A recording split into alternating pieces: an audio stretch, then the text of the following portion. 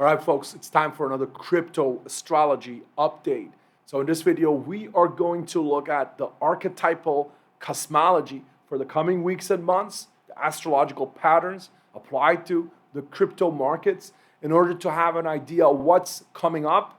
And also, I'm also going to give you some insights into which narratives potentially we can see do well because they're going to get a lot of attention in the collective consciousness because of the upcoming themes, because that's what we can see in the astrology as well for Q2 2025.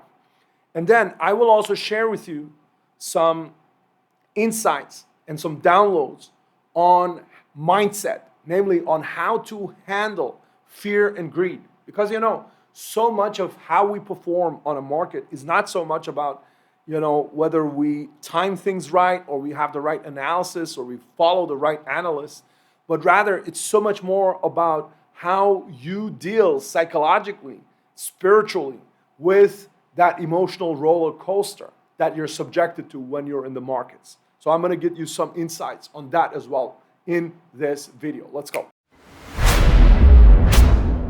What we went through the last 2 months, yes, I didn't predict it as well. I didn't know that February was going to start to get so negative. I thought this was going to come later, this correction. Obviously, we always expect corrections, but when it happened, it hit a lot of people out of the blue, right? We were not expecting already in February to start the correction. But at the end of the day, this is a correction. This is a normal correction. Once the correction happened, since then, I've been giving you pretty accurate updates on everything that's been happening since then, right? So the correction, it's a correction. You have corrections in bull markets, 30%, 40%, this is normal. This is normal. It's not, if it's not your first bull market, you'll be fine with this. You know exactly how to deal with this, right? But still, I think it's so important and so interesting, again, to observe how people respond and react when it happens. It's always easy to say beforehand. You're going to say, yes, you have corrections in bull markets, it's normal, right? But then, and this is what it's going to go at the end of the video, I will tell you more on fear and greed. But it's so interesting to observe how fear and greed operates, right? Because once we go into that fear territory, like we were now the last month or so, it's insidious, it's everywhere. It's like everybody, all the news, all the analysts, all the Discord groups, all the Telegram groups, every YouTube video, every YouTuber, everybody's starting to get like super gloomy and scared and just talking about the downside models and how this time is different and all of that. And it creates that atmosphere that is the atmosphere that leads to a majority of people selling the bottom, right? Because that happens again and again and again. A majority of people sell the bottom. Retail always sells the bottom. Always, literally always. Retail always sells the bottom. You're just reminded of here a quote of this guy, John Templeton, a finance guy. Bull markets are born on pessimism, grown on skepticism, mature on optimism, and die on euphoria, right? Next time when we're going there, when this happens, just keep this in mind. Just keep this in mind, because it's the same thing. Once we start going up again, everybody will be euphoric. Everybody will be euphoric, and nobody will realize that it's going to be time to de-risk. It's going to be time to de-risk. Smart money is going to de-risk, but most people won't. Most people won't. I'm getting a little bit ahead of myself because I'm going to talk to you at the end of the video about the fear and greed and the psychological aspects of it, right?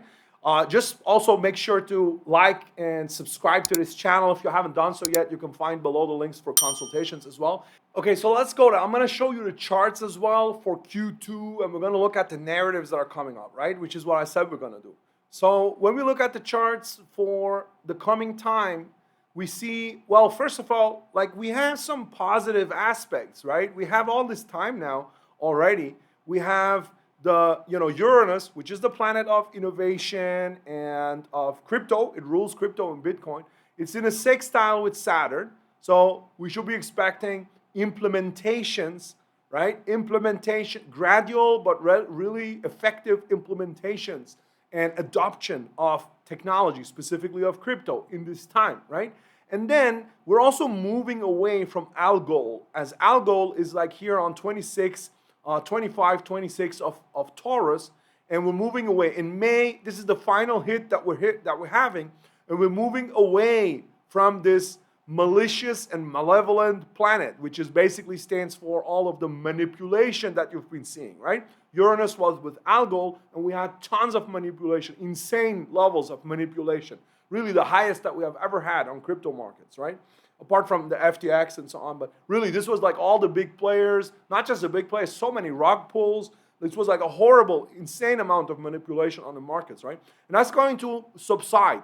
That's going to subside, and instead, Uranus, I'm getting a little bit ahead here, but Uranus is moving towards, more and more moving towards here, the first degree of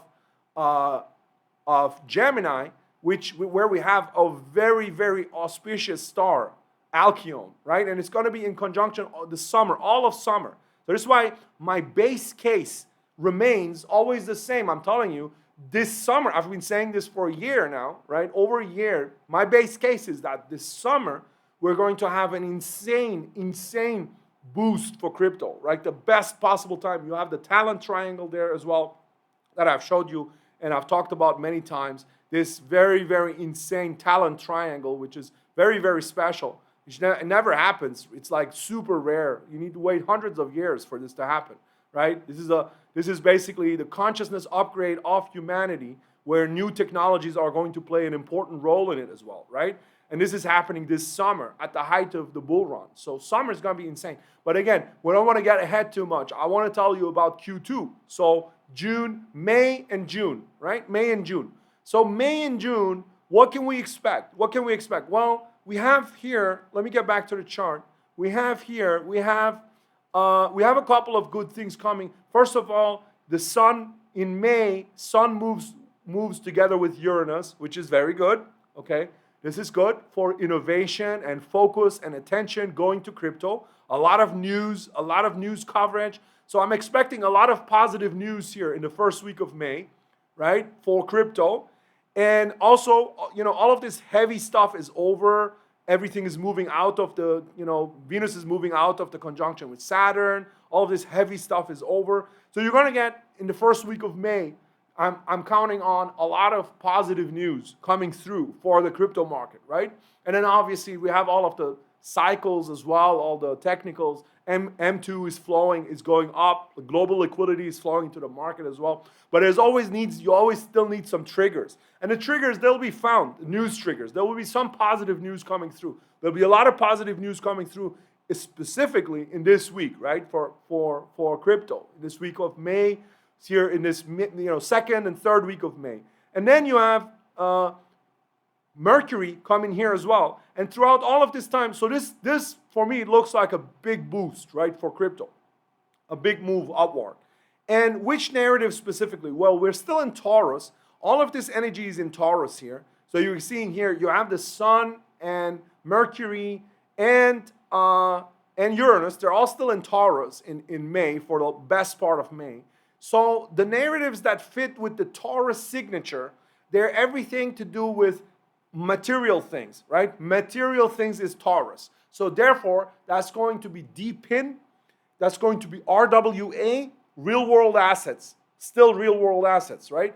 It's because real world asset is basically bringing technological innovation to tangible things, which you can't get more Taurus than that, right? And you have this huge Taurus signature here.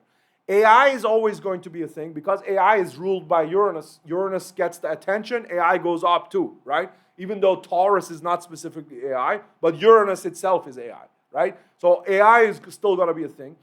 And then the decentralized infrastructures and RWA. I'm betting on these narratives for May, right? For May. And obviously any picks and shovels, any infrastructures, any platforms that allow you to build those and to develop those, right? They're going to be big as well. And then you're going to say, what about gaming, Metaverse, that I've talked about a lot? What about the other things? I'm seeing those more happen the more we get into the sextile here with Neptune. You see here, Neptune goes into a sextile. This is basically in June. It's not in May. It's in June.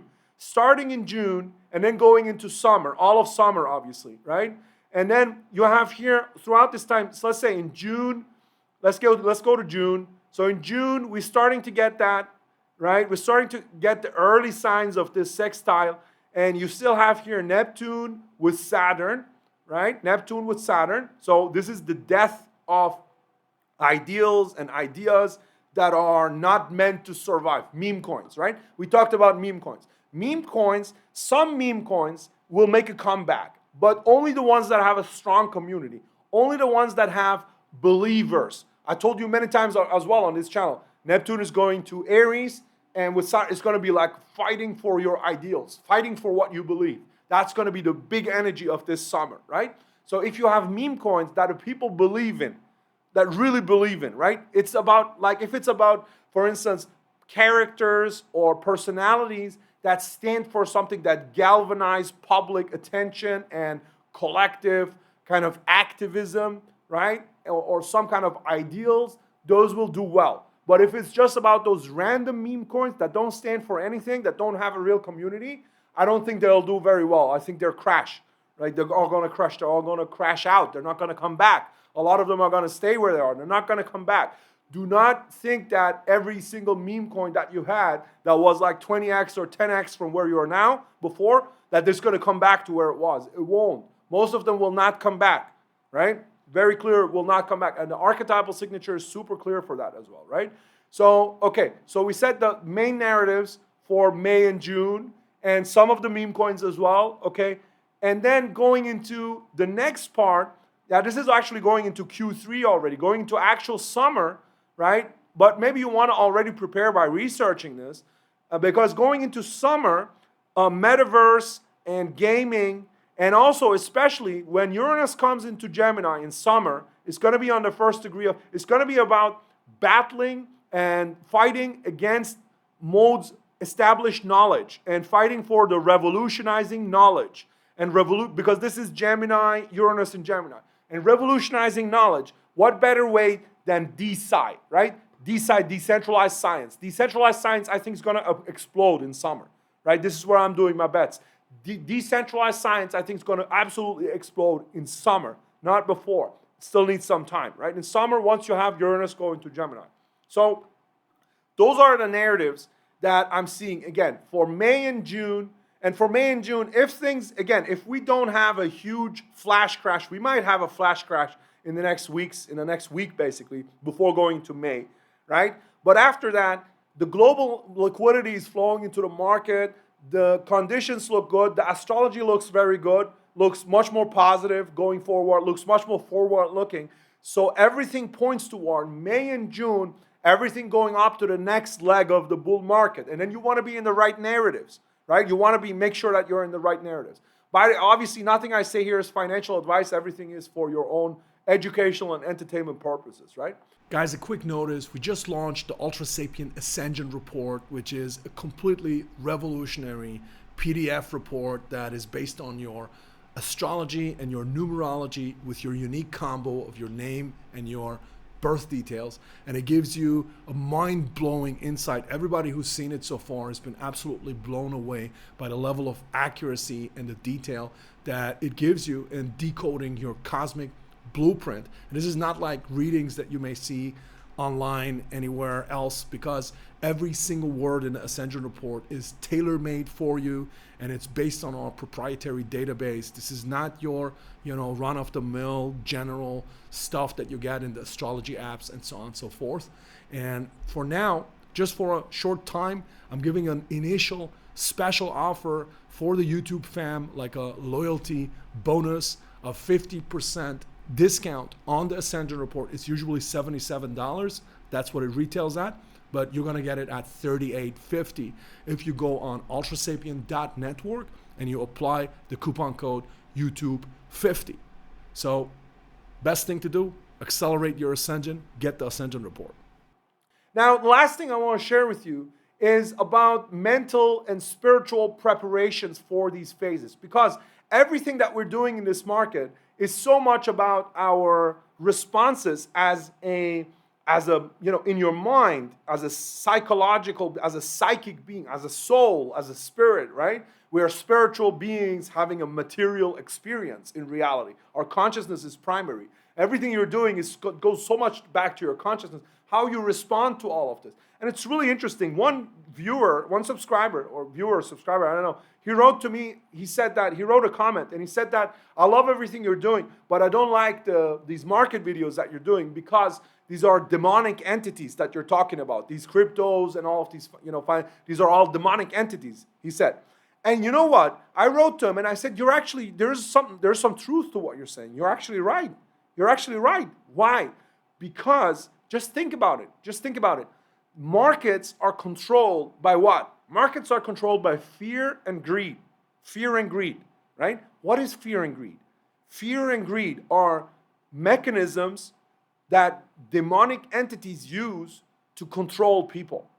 What do you use? Who uses fear and greed to control the masses, right? Use their greed, use their fear, right? This is basically how dark entities operate. But the market is a place that is controlled by dark entities. At the end of the day, the Prince of Darkness has a lot to say in this world, right? There's a lot of spheres and environments that are ruled by these dark principles. Now, the question is, what's the consequence that you take from this? Are you going to say, okay, the market and so many other realms of politics and in the world and so on is controlled by all of these dark forces, so you can have different consequences, different conclusions to take. One conclusion could be, you step back, you become an ascetic, like a monk. I have nothing to do with all of that. That's very noble, great, and you can go and pray for the world.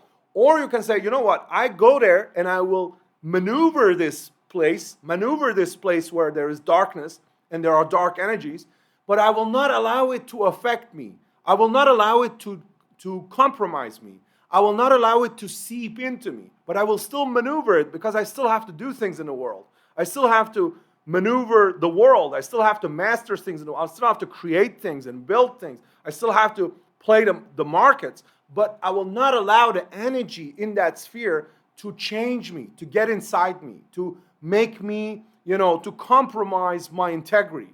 And this is the path of being exposed to the world, right? Being exposed to the world, but maintaining your inner integrity, maintaining your inner stillness, maintaining your inner connection with God, right? This is the path that I teach personally, and therefore, being exposed to the markets is actually a great tool for spiritual development. It's a great tool for spiritual development because it tests you. It tests you. You think you're so, it's very easy to be super spiritual when you're sitting somewhere and you have no worries in the world. There's this saying, they say try being spiritual try being your highest spiritual self when you go home to your family and having a big family dinner with all kinds of characters or everybody there who are going to come at you and all the old karma and stories and so on and so forth are going to come. Try being a highly spiritual, evolved being there. If you can do that there, then it means you're actually evolved, because it's very easy to do that when you're just sitting for yourself somewhere in Bali or whatever, right? Somewhere meditating somewhere in the jungle. It's very easy to do that, right? So it's the same with markets. Try being exposed to the markets and still maintain your inner integrity. Try being exposed to the markets and do not allow the fear and greed to enter you and change you, right? So this is interesting. You're going to say, then how do I succeed on the market? How do I do that? Is there any practices for this? Are there any practices for this? Yeah, well, there's two ways you can succeed on the market. One is the left-hand path, which is not what I teach, right? That's not what I teach. I will tell you still what it is so you know. On the left-hand path, this is basically the path of the initiates of darkness. They thrive on the fear and the greed. They really enjoy it. When they go somewhere where there's a lot of fear and greed, they grow from it because they thrive on that energy. They basically thrive on the fear and greed of lower people, right? And they make themselves immune to the effects of it. They kind of mutilate themselves and amputate their own soul, so they become immune to the effects, but they still thrive on experiencing it. This is actually, unfortunately, most billionaires are like this. Most billionaires, the majority of billionaires, I'm not saying all of them, but a lot of them, most of them, they have done certain deals with certain dark forces to get where they are, right? But that's one path. And you just need to watch the show Billions, for instance. Watch the show Billions. You're going to see there, every single person there is completely transactional, completely egoistic, completely driven by their own little desires, using the psychology against everybody else. They're all following the left-hand path in that show, right? And it's very, very telling. But there's another way. There's another way that you can maneuver the markets on the right-hand path. You maneuver the markets, you go there, you go into where there is fear and greed, you go where there is darkness, right? But you maintain your inner integrity and you work on your soul to be able to master, just like Solomon, the king, King Solomon, eventually from biblical heritage, eventually mastered the demons. The demons had to answer to him. The demons couldn't do anything because he was so holy. He had become so holy that even the demons couldn't hurt him anymore. They couldn't do anything to him anymore, right? Because he had become so holy in himself. So this is what you want to aspire to. How do you actually do this? How do you actually do this? Well, I tell you one concrete way to do this. When there is fear in the market, like if you're on the left-hand path, again, I'm saying they mutilate themselves and they thrive on the fear and greed. That's not what you want to do. On the right-hand path, when there's fear on the market, you want to cultivate in yourself the opposite virtue. You want to cultivate courage and bravery. Exactly when there's fear on the market, you want to cultivate courage and bravery. You want to stand up for the truth, regardless of the costs for yourself. You want to stand up for the truth. You want to stand up for weaker people. You want to cultivate courage in yourself exactly when there's fear outside. Because that allows you to not become susceptible to the fear that every day you're going to be hearing in all the news and all the YouTube channels and everywhere. Fear, fear, fear, fear, right? Because that's what happens. At the bottom, they want you to fall into fear. And you will not give in. You will not allow it to enter you because you know that fear is not real. It's generated by these market makers and by dark entities that want to control the market. And when, similarly, and even more difficult, when there is greed in the market, and the time will come again, very soon, when the markets will be full of greed, every day green candles, every day huge God candles, right? It will come again. And at that time, you want to not allow greed to come into you. You want to not allow greed to come into you because the market maker will create greed. Because the forces that control and dominate the market, at that time they will create greed, right? And you will have to not allow it to seep into you. How do you do that? You will cultivate the opposite virtue within yourself. Exactly at that time, you will cultivate within yourself generosity for others and frugality for yourself, right? Limit yourself. Do I need that? Or am I being greedy?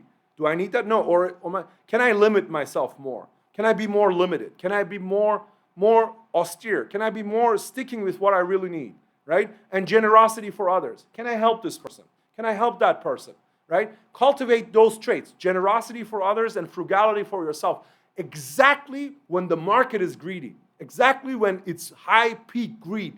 Because that's how you become not untouchable. That's how you become untouchable, and it can't hurt you. And you will make the right decisions. You will make the right decisions. You will not be carried away. You will not be one of the fools that gets carried away and that always happens again, that sells the bottom and buys the top, right? Okay, that's what I got to share with you. Let me know in the comments how you feel with this, how you deal with this. If you have yourself any ways or techniques or approaches or mindset approaches that you use for dealing with these things. Also, let me know what you think about the coming narratives in the crypto market, how to play this best. If you have any tips, any projects I should be looking at, let me know in the comments. Until the next time, be well and be blessed.